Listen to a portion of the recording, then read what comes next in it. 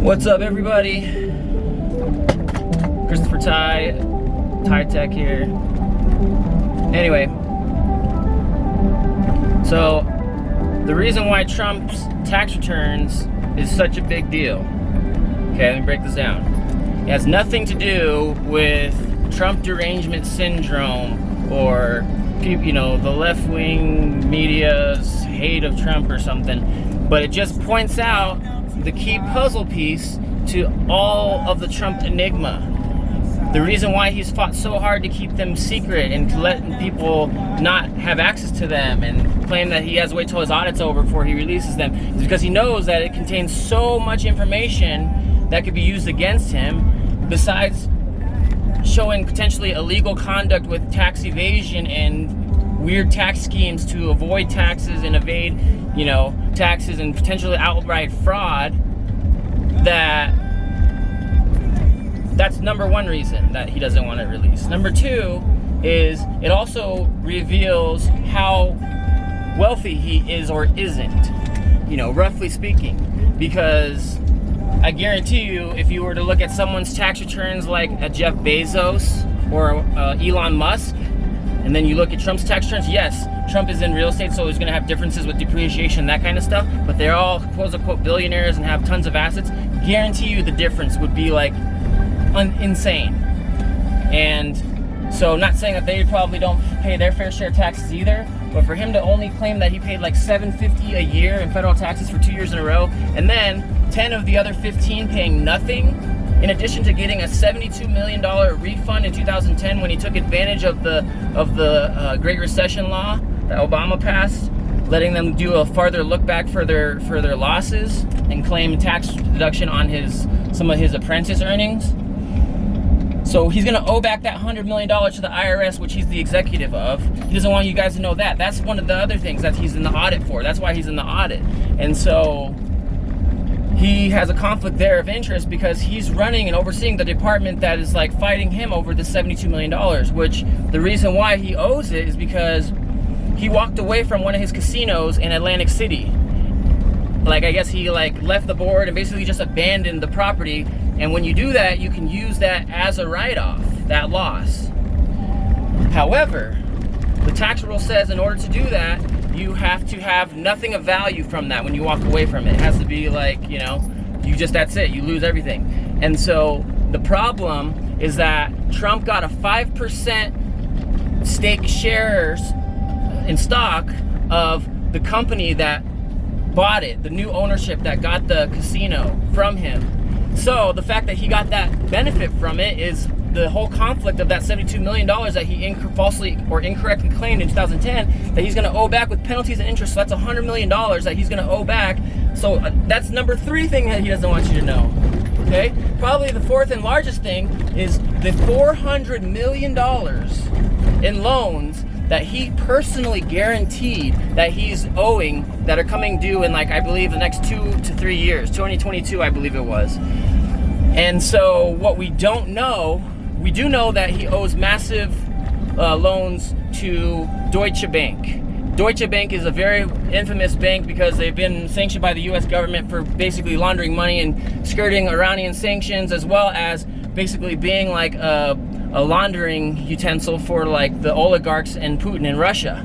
And so, how far of a stretch is it to say, given everything, all the weirdness, all of the unexplained connections with Putin, all of the, you know, the weird, why won't he ever say a crossword crosswise with Putin? Why is his interest always aligned with Putin? Why is he trying to do his dirty work, it seems like? Why does he always seem like he's so subservient to Putin? Well, imagine this.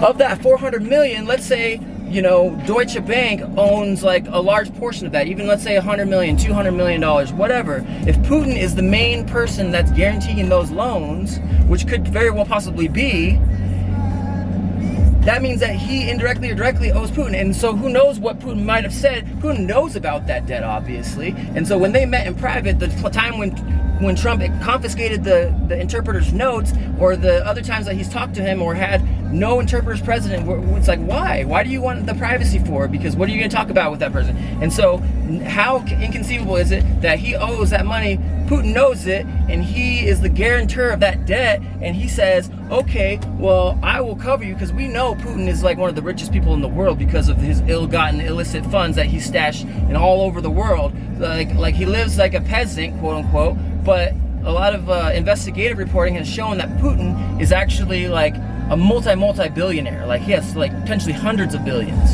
And so the thing is, he could easily own Trump, and he could have made a deal with Trump and say, hey, you know what? Don't worry about your debt. I got you covered, okay? You just, you know, do when I call, you answer, or when I say, like, let's do this, like, you just don't go against it. When I do something, you don't, you know, go against me, and it's not inconceivable. And so I believe that is the fourth and main reason why he didn't want anyone to know his tax returns, why he was trying so hard, fighting in court, to the Supreme Court, and fighting to keep the New York District Attorney, the Manhattan District Attorney, the freaking Congress House Ways and Means Committee, which by law, in the law, it says any member of this committee shall receive. If they request an individual tax person's tax return, they shall receive it. And Trump did not turn it over, and he fought it as a quote-unquote, doesn't matter if it's partisan or not, because it's in the law that they're allowed to do it, but they had legitimate reasons, whether or not they're fishing for anything else. And so he's been hiding it. So it's amazing that the Times got the tax returns. Someone leaked them, and that's amazing. But this is proving all of those things. It's proving that Trump is not the self-made billionaire that he claims, that he's very bad with money, that he's very bad like with debt. He owes a ton of debt. He's in a massive battle with our own government over $100 million that he falsely claimed. You know, whether or not that's criminal, that's a different story. But, you know, it just, his tax returns also show the inherent flaws of our tax system, and it just proves why it needs to be reformed, because it's not just necessarily Trump's fault, because he's just taking advantage of it. And I do get that's a big excuse on his side, is, oh yeah, well, that's good that he paid no tax, that means he's smart, that means that he's, you know, gaming the system and he's doing it the right way.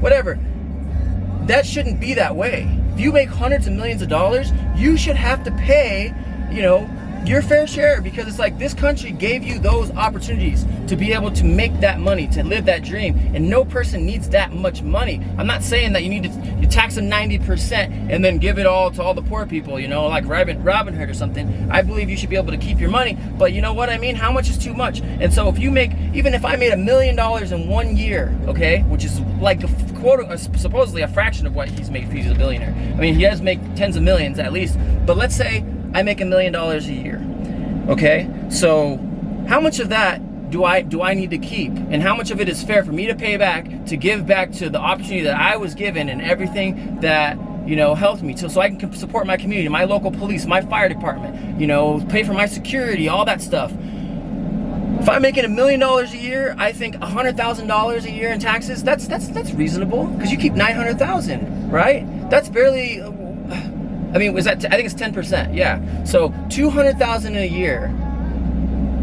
would be 20% of your taxes. That's a 20% rate, and you keep 800 grand. So that to me is more than fair, more than reasonable, and I think that that's fine. And if everybody paid that amount and it was strictly enforced, the government would do so much better. They would have so much more money, and they need to spend it more responsibly and stop wasting money.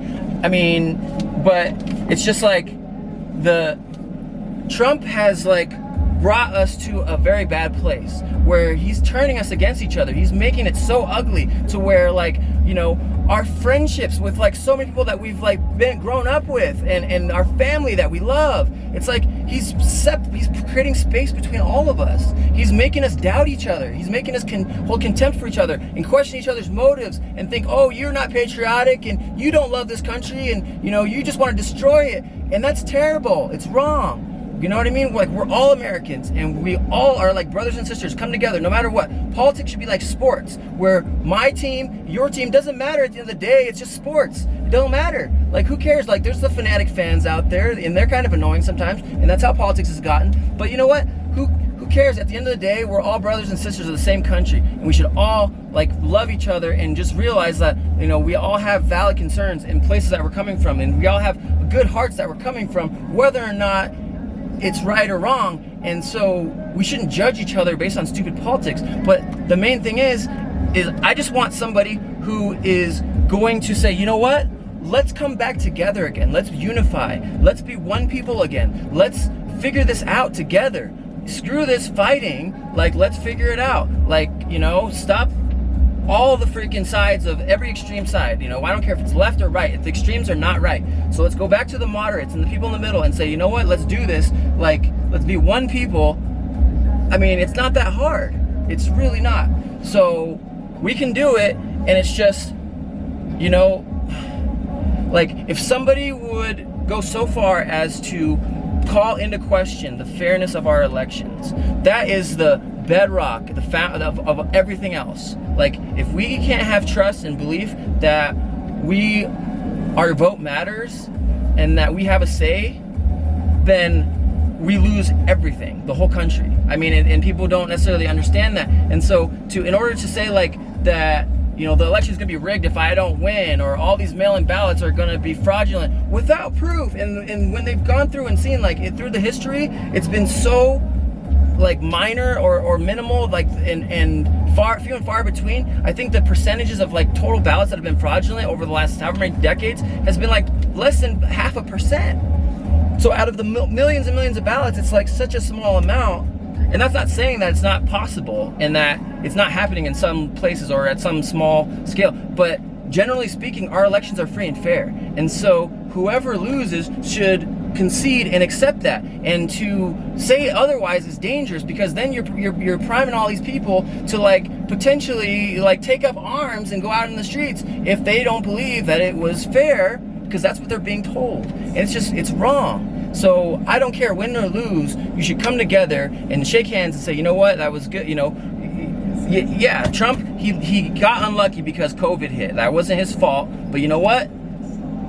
The judgment of his handling of it is a big part of the election. I hate to say it. And so, you know what? Like, if people decide, you know what, we're not happy with how you handled this, so we're gonna vote for something else, you know, come what may, and they legitimately elect Biden, he needs to accept that gracefully, and you know, like, we need to come back together again, because this is stupid, it's bullshit, and it's annoying because, I mean, I love my friends, I love everybody, and freaking, politics has become such a ugly, toxic frequency of vibration. I don't care which side it is.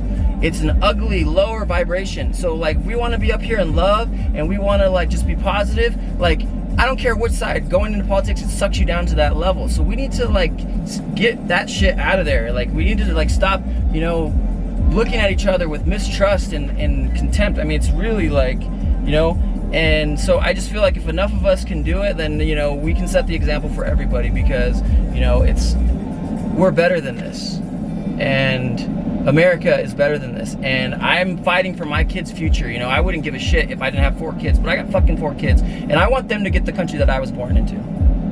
So I want them to have the freedoms and the beauty and the joy that I was given. You know, I don't want them to get a third world autocracy, or like a country where their choices are governed, like where they're, you know, I want political dissent to be allowed. I don't want you to be like ostracized or arrested or worry about because of your political views, regardless, you know, and obviously we need to set the example for what's right.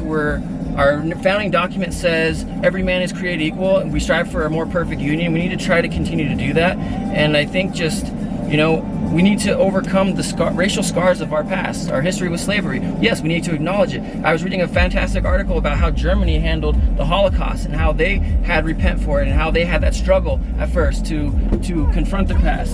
Stop. So I got my kids now, so I gotta wrap it up, B. But anyways, God bless America, and just make sure you vote, no matter what. Just everybody needs to vote. If you're 18, you vote. I don't care who you vote for. Obviously, you need to make an informed decision, but if everybody votes, then we all win.